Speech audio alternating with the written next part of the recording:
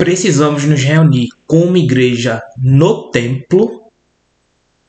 Eu diria que depende. Fica até o final que a gente vai se aprofundar nas escrituras hoje e falar um pouco sobre esse problema temático e bem polêmico. E aí, pessoal, tudo bem com vocês? Está no canal Thiago Gomes, canal de linguagem, teologia e filosofia. Eu tento sempre lançar algum vídeo aqui semanalmente, né? Mas às vezes é bem difícil. E hoje eu vou trazer um tema assim muito polêmico, mas bem interessante para o nosso entendimento aqui sobre os grupos que se dividem, né? A respeito da reunião como igreja no templo ou nas casas ou em qualquer outro lugar, né? Então a gente vai conversar um pouco sobre isso. Vamos usar, esse vídeo vai ser um pouco técnico e a gente vai ter que se aprofundar um pouco mais nas escrituras para a gente entender o que está acontecendo. Existem dois grupos cristãos que têm visões diferentes de como se reunir, né? Eu vou chamar o primeiro grupo de grupo A, que é o grupo tradicional, que tem a reunião histórica em um templo, né, chamado igreja, né, reunião como igreja no templo, é o grupo A, só para ficar um pouquinho mais didático esse vídeo. E vou chamar o outro grupo que não tem mais uma reunião, ou eles não se denominam institucionalizados, de grupo B, para você entender o que cada um é e as características dele. O grupo A, eles fazem as reuniões em um horário, né, em um dia específico e com uma liturgia que é muito criticada pelo grupo B. O grupo B, ele é um grupo que derivou do grupo A por N motivos, seja por não concordar com o sistema. Eles chamam o grupo A de sistema religioso, onde eles denunciam as faltas e os problemas que a igreja que se reúne em um templo tem. Então, eles não acreditam mais naquela igreja, eles não acreditam mais nos líderes daquela igreja, dessa igreja do grupo A. Então, eles têm as suas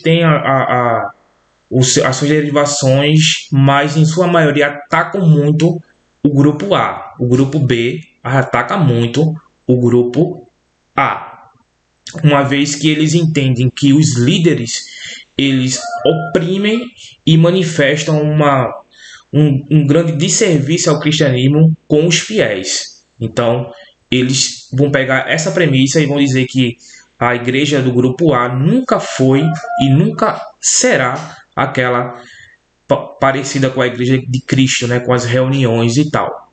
A gente vai investigar isso dentro das escrituras e saber se isso que eles falam e essa reunião é correta ou não. Eu ainda vou responder a pergunta do tema do vídeo, que é a problemática: se nós devemos nos reunir como igreja no templo. E a minha resposta inicial é: depende. Depende, e eu vou explicar ela por que depende. O grupo B, ele não acredita que a igreja que se reúne em um templo, Deus não está preso a templos, né? Eles vão pegar algumas passagens que falam sobre isso, e para eles Deus não está preso em um horário, em um dia, em um templo, com a liturgia e tal, né? Também vamos investigar isso. Estou primeiro fazendo todo o contexto para você ver a situação, mas o objetivo aqui do vídeo é responder a pergunta se nós devemos ou não. Expliquei os dois grupos, eu acho que você está entendendo aí. O grupo A, aquele grupo que se reúne, né, em dia fixo, dias, né, horário, com liturgia, e ao longo da história foi assim. E um grupo que derivou do primeiro grupo, o grupo B derivou do grupo A, que hoje em dia não tem mais, eles não reconhecem mais essa igreja do grupo A como uma igreja de Cristo, ou tem algumas exceções, assim, podemos dizer. Então, é isso que a gente está procurando investigar. Dito isso, eu quero citar aqui uma matéria, eu vou colocar aqui no vídeo, uma matéria da Veja, onde o grupo B, o grupo B, ele hoje, segundo essa matéria da Veja, eles correspondem cerca de 16 milhões de evangélicos que não romperam com a sua fé, com a confissão dogmática, não romperam com isso. Eles romperam com a institucionalização, né, dessa igreja do grupo A. Eles romperam com isso. Então, 16 milhões de evangélicos, segundo a matéria que eu vou deixar no link, romperam com o grupo A, na definição aqui que eu estou dando. Se a gente fosse colocar, segundo a própria matéria, esses 16 milhões de evangélicos que não se classificam como grupo A, poderíamos dizer com total autoridade que seria o segundo maior grupo de evangélicos do Brasil. Só perderia só para a Assembleia de Deus. Olha que interessante. Se a gente fosse colocar como uma denominação, né, o grupo B, segundo essa pesquisa da Veja, como uma denominação seria a segunda maior denominação do Brasil, só perderia para os evangélicos da denominação Assembleia de Deus. Para você ver o quanto tem de pessoas que não se correspondem mais com o grupo A. Beleza? Eu quero que você fique com isso marcado, porque a gente vai entrar daqui a pouco em passagens para ver onde era a reunião no templo, se era no templo, se era nas casas e tal. É muito importante que, assim, eu não estou preocupado com o grupo A em fazer um vídeo aqui usando o grupo A ou tendo alguma ligação com o grupo A, e muito menos estou preocupado em fazer algum vídeo aqui fazendo alguma defesa, alguma apologética, que eu vou explicar o que é apologética em outro vídeo, para o grupo B. A minha preocupação aqui é mostrar os rastros das escrituras e o que ela aponta. Se ela aponta para uma reunião no templo, a gente vai colocar no vídeo. Se ela aponta para uma reunião nas casas, a gente aponta, eu vou colocar no vídeo. Se ela aponta para as duas coisas, também vou colocar no vídeo. Não tenho nenhum, como é que se diz assim? Como é que eu poderia dizer? Não estou preso a nenhum grupo desses, vamos dizer assim. Já fez parte do grupo A, né? Respeito muito e vou dizer por que eu respeito. E veja até o final o vídeo para você tirar suas próprias conclusões. Tá bom? Então, vamos lá. O grupo A, ele chama, né, o grupo B de desengrejados. Ele usa essa nomenclatura desengrejados, que em inglês seria churchless Christianity, né? O cristianismo sem igreja. Eu acho essa denominação em português desengrejado, ela não é correta. Por quê? Porque a igreja, ela não está em algo físico, ela está em algo espiritual. A gente vai ver isso daqui a pouco.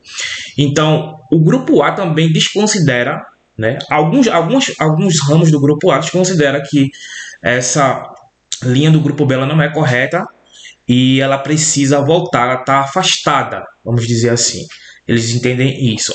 E eles usam passagens, né, como Atos capítulo 2, verso 46, Atos capítulo 5, verso 42. Eu vou ler aqui, eu vou deixar, mas eu vou ler aqui, ó. Veja só.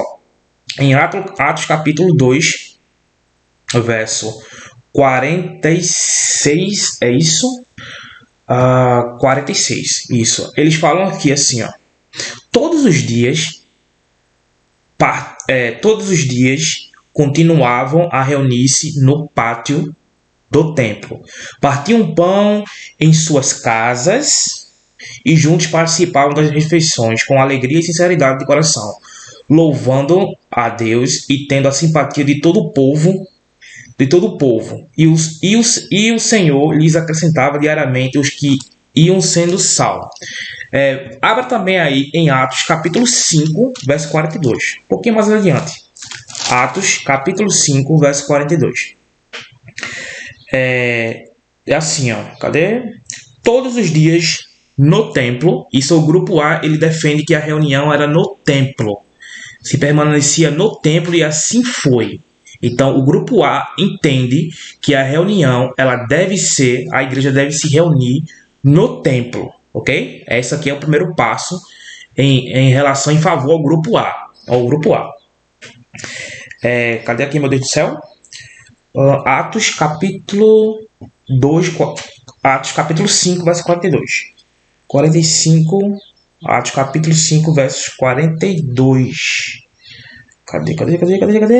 Cadê? Aqui, ó. Todos os dias no templo e de casa em casa não deixavam de ensinar e proclamar que Jesus é o Cristo. Você percebeu que tem no templo e de casa em casa? Percebeu que os versos jogam com as duas coisas? O local no templo e o local nas casas. Eu vou mostrar aqui na Bíblia a ideia de que a reunião era no templo. Eu não vou falar aqui sobre o templo o tabernáculo no Antigo Testamento, né? Eu tô falando que vou pegar só o Novo Testamento, mas eu poderia fazer uma explanação bem maior, mas o vídeo ia dar acho que 1 hora. Eu não vou falar sobre as sinagogas, sobre o tabernáculo que virou o templo e as sinagogas dos judeus.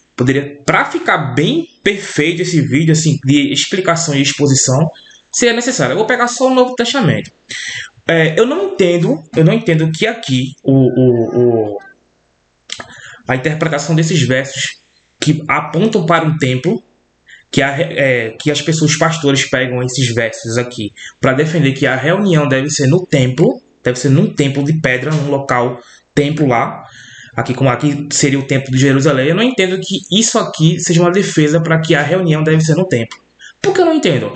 Porque uma vez que a igreja primitiva começou e os cultos e as festas eram no templo judaico, né, construído lá por Herodes o Grande, os missionários, né, a igreja inicial ali em Atos 2, ela vai ter uma estratégia missionária de evangelização dentro do templo porque era reunião. Ok? Então eu entendo que isso aqui é estratégico para ir ao pessoal onde está mais reunido no templo, e ali eles pregavam. Por isso que eles eram presos, porque a galera judaica não queria que eles pregassem ali. Primeiro porque eles estavam bagunçando a ordem religiosa deles, dos próprios judeus. Segundo porque era um local do templo judaico, onde a liturgia era completamente diferente. A questão era outra, eles não criam em Jesus, muito menos nas boas novas. Então, esses versos, tem outros versos, né, mas principalmente os versos de Atos. Atos 2, 46, Atos 5, 42, que mostram a evangelização no templo e também nas casas. Olha que interessante, eu não tinha nem ligado aqui nesse detalhe aqui. Nas casas, muitas pessoas do grupo A pegam esses versos para dizer, não, a reunião deve ser necessariamente no templo. Eu não entendo isso porque aqui é simplesmente uma estratégia missionária de evangelização que ocorria no templo, porque era o local que mais reunia gente. Então, Pedro e os apóstolos estão querendo sim mostrar a mensagem da cruz, e por isso que eles vão nos locais que mais as pessoas se juntavam, né, se ajuntavam nesse ambiente aqui que era o templo e tal. Eu não vejo como uma defesa simplesmente que tá um templo, tem que ser um templo, ok? É o que eu tento ver dentro das escrituras aqui. Agora, a gente vai chegar lá, né? Porque eu vou responder a pergunta se depende. Agora, o Novo Testamento, ele mostra, como nesses versos aqui em Atos 5, 42, a reunião nas casas. Nas casas. E aí a gente tem várias passagens mesmo que mostram as reuniões dos primeiros cristãos primitivos após a ascensão de Jesus, as reuniões nas casas. Olha que interessante, vamos lá. Por outro lado, há várias passagens onde os cristãos se reuniam em suas casas, ok? Eu vejo alguns pastores falando que a palavra eclésia ou eclesia era um local de reunião, eclesia chamado para fora, um local de reunião que os gregos usavam para o pessoal se reunir com um horário e tal. Só que assim, essa palavra também ela é usada para essa reunião da igreja nas casas. Tem várias passagens, eu vou mostrar aqui.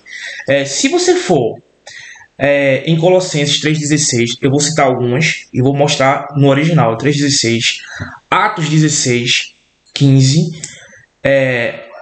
Atos 16, 40, verso 18, Atos 16, 21, 16, 1 Coríntios 16, 19, Romanos 16:5 a gente vai analisar. Colossenses 4:15. Filemon, capítulo 1, versos 2 ou 3. Todas essas passagens mostram uma reunião dentro da casa, com a palavra eclesia. Se salvo engano, principalmente em Romanos 16, que eu vou colocar aqui no original, 16:5 e Colossenses 4:15. Veja só, quando você vai, vamos estudar a Bíblia, tecnicamente aqui esse vídeo é um pouco técnico, quando você vai em Romanos 16:5, né, as saudações pessoais de Paulo no final daquela epístola, ele fala o seguinte, assim, ó, saudem também a igreja, eclesia, olha aí no original aí, ó, como tá, marquei aqui, né, opa, cadê aqui? Isso, Romanos 16:5, a palavra eclesia, ou eclésia, saudem a igreja que se reúne na casa deles. Então, havia uma reunião com a palavra eclésia ou eclesia que os pastores usam muito, os líderes usam muito para defender que a igreja tem que ser num templo, né? Eles estão aqui usando simplesmente a igreja, a eclesia, na casa. Vai comigo em Colossenses, capítulo 4, verso 15. Colossenses, capítulo 4, verso 15. Que diz assim, ó, deixa eu ver aqui. Saudem os irmãos de Laodiceia, bem como Ninfa, e a igreja, eclesia, que se reúne na sua casa. Eu poderia citar outras passagens aqui, você pode ver aqui no original. Tá aqui a palavra eclesia aqui sublinhado em inglês do lado, church, e no grego à esquerda aqui original, eclesia, que os cristãos usavam, né? Eles tinham esse costume de se reunir nas casas, ok? Tanto no tempo por uma questão estratégica de propagar o evangelho, eu entendo assim, né? E a reunião nas casas. E aí, qual é o problema agora? Qual é a linha a dizer? Eu gostaria de citar aqui uma parte histórica da igreja, né? No ano 165, a parte histórica, que é na história do cristianismo de Lyon, afirma que os cristãos tinham nenhum prédio especial, mas reuniam-se em casas particulares. Rústico é uma pessoa. Aí ele pergunta o perfeito, né? O nome dele, o apelido, na verdade. Perguntou o seguinte a Justino Marte, que é um personagem histórico do ano 100 a 165. Olha que interessante, da nossa era. Onde vocês se reúnem? Ele perguntou, esse rústico. Justino disse, aí ele vai responder, onde as pessoas escolhem e podem ir. Ou você supõe que todos nós nos reunimos no mesmo lugar? Nada disso, porque o Deus dos cristãos não está confinado a um só lugar, né? Então, dentro do Novo Testamento a gente vê essa reunião, tanto no templo, né, tanto nas casas. Eu só não acho que a reunião no templo é ferramenta de argumento para você defender que deve ser no templo. Isso aí eu não vejo dessa forma, não interpreto dessa forma esses versos. E a reunião no Novo Testamento era assim nas casas, pelo menos é isso que a gente vê nas passagens que eu citei, em especial as passagens de Romanos e de Colossenses. Tem um verso muito mal usado pelo grupo B, que entende que quando 2 ou 3 pessoas estiverem reunidas, ali já é uma igreja. Então eles pegam Mateus 18, capítulo 18, versos 19 a 20, né? E eles defendem que aquela ideia ali é uma ideia de uma reunião em uma igreja sincera, ok? Sincera. O problema é que a passagem ela não está mostrando isso, e eu vou mostrar um comentarista falando sobre isso. Vou citar aqui o Carson. Olha só o que ele diz aqui. Desculpa.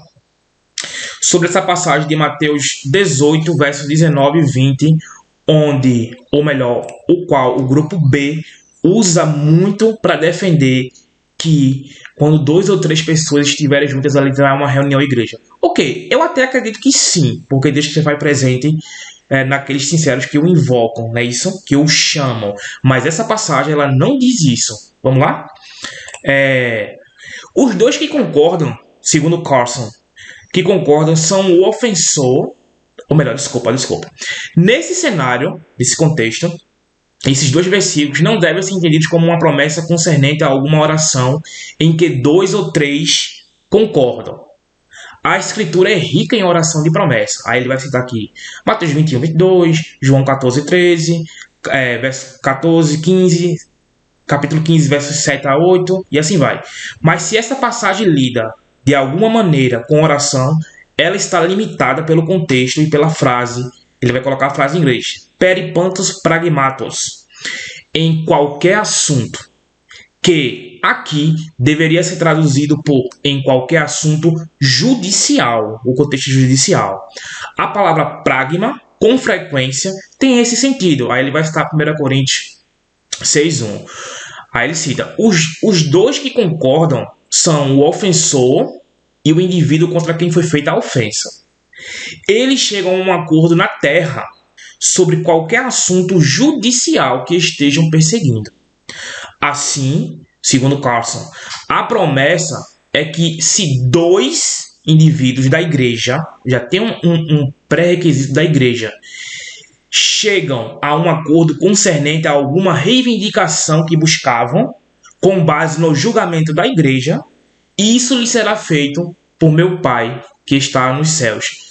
O contexto fala de um julgamento, de um problema que um irmão teve com o outro, e aí ele vai se reunir junto com a igreja, porque Deus vai se fazer presente ali para a igreja dizer o que é, o que não está correto, né? Isso aqui é um contexto muito do Antigo Testamento, onde essa passagem está fundada, e não porque 1 ou 2, 3 se reúnem e já a igreja. A igreja já está subentendida aqui, segundo o próprio comentário do D.A. Carson, ok?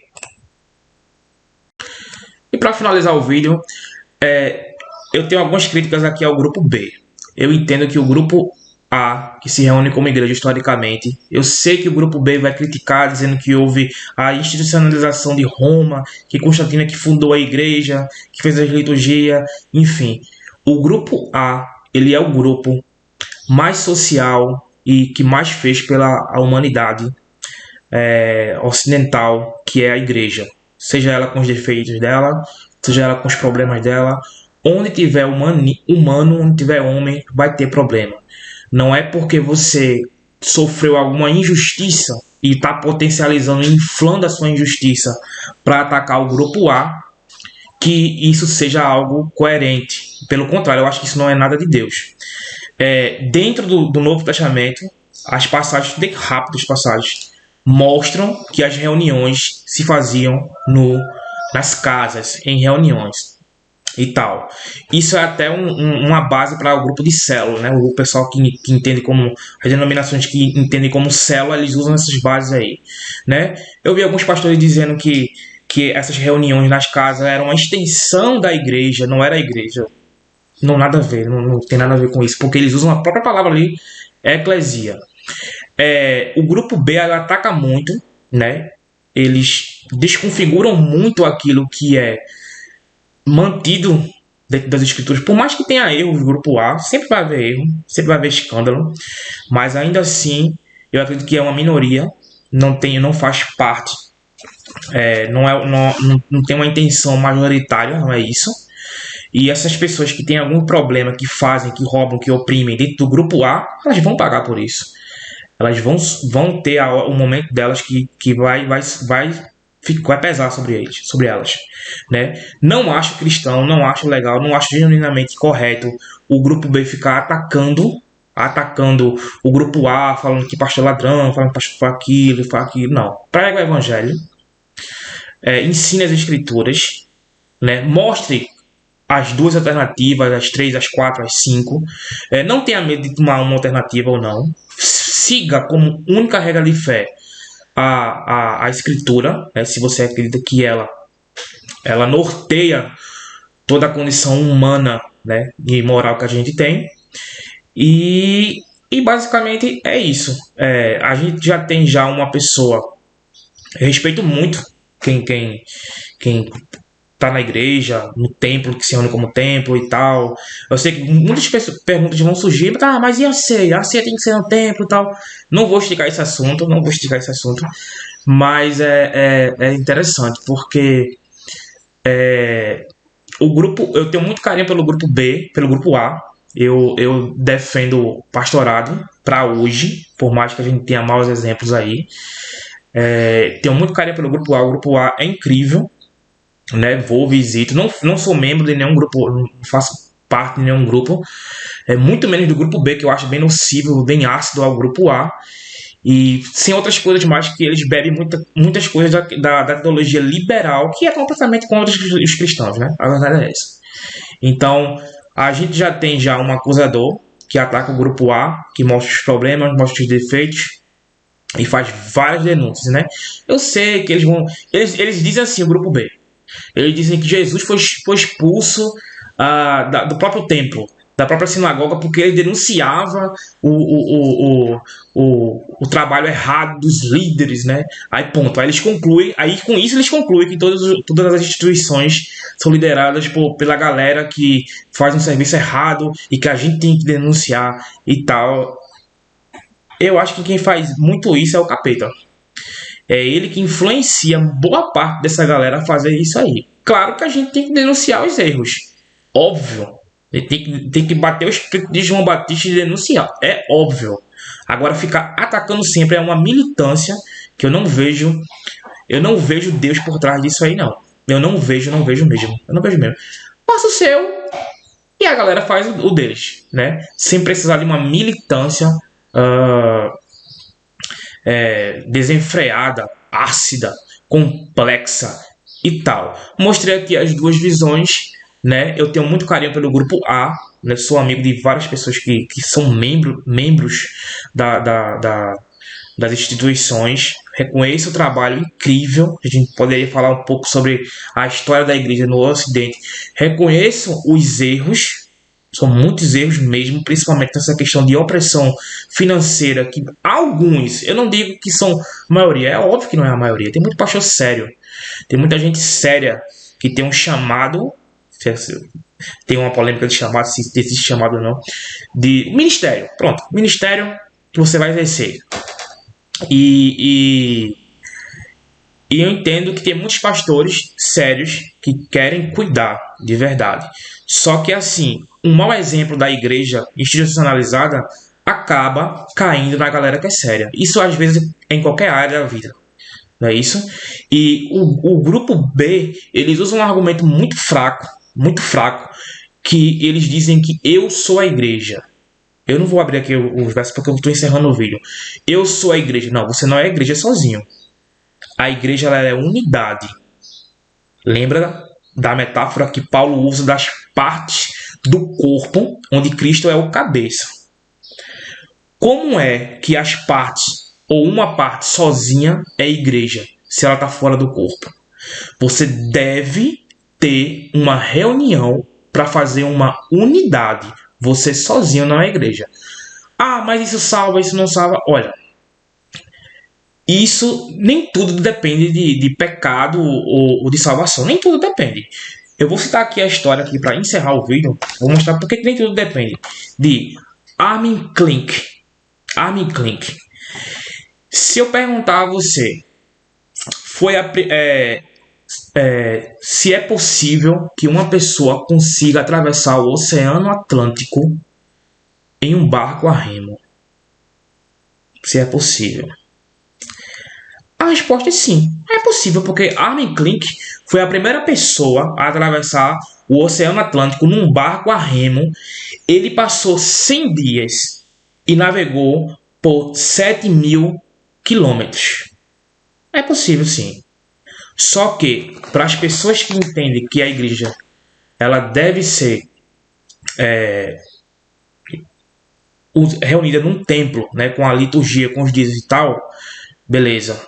Eles entendem que ali é mais seguro um cristão não cometer erros, não se desviar, não esfriar, não apostatar, né?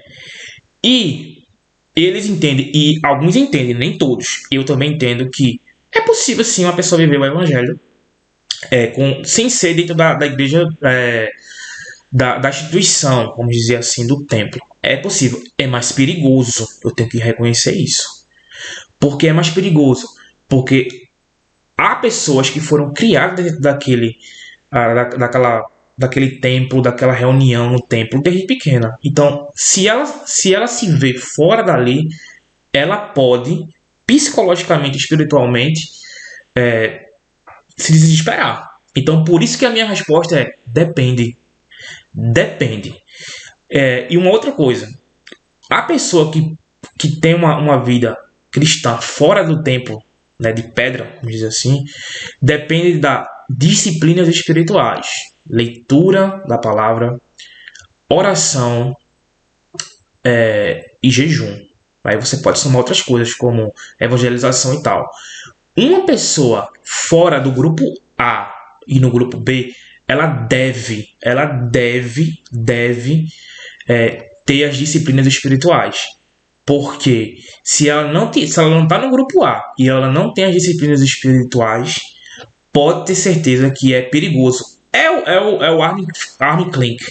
É atravessar um oceano a remo, né? E o grupo A, eu tenho que reconhecer isso. O grupo A é a travessia do Oceano Atlântico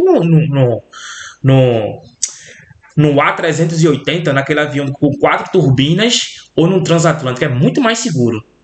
Isso aqui não está imune de problemas, isso aqui não está imune de questões decepcionantes, né, que você pode ter, mas eu acredito que é mais seguro. Eu tenho que reconhecer isso, e é isso que deveria reconhecer o grupo B. O grupo B tem uma intriga. É como eu digo, eu não acho que isso seja a questão, eu não acho que isso é de Deus. Não acho que já existe já o acusador para acusar as pessoas e tal. A gente tem que denunciar problemas quando ocorrer um problema sério, mas não ficar em cima desse problema militando. Não acho que isso é correto. Não acho. E para responder a pergunta do tema do vídeo, depende. Depende. Simplesmente depende de como está a sua estrutura, como foi sua criação, e do grupo A, se você sair do grupo A, e depende de como estão as suas disciplinas espirituais no grupo B. Eu espero que você tenha gostado. Esse vídeo é um vídeo um pouco polêmico, né? Espero que você tenha curtido. Se inscreve no canal. Eu não acredito que você não vai se inscrever no seu canal. Aqui eu vou colocar aulas aqui acadêmicas incríveis. Vou colocar temas interessantes para você compartilhar, conversar e discutir. No grupo do WhatsApp, comigo, discussão educada e tal, né? Respeite as opiniões diferentes. Se você tem uma opinião diferente da minha, beleza, pode ficar com a sua opinião. Amém. A gente tá aqui para trocar ideias. Agora, compartilhe e dá um like. Como é que você está assistindo esse vídeo? Se ele foi útil para você, compartilha e dá um like, ok? Um abraço, fiquem com Deus e se reúna aí onde Deus tocar no seu coração, ok? Amém.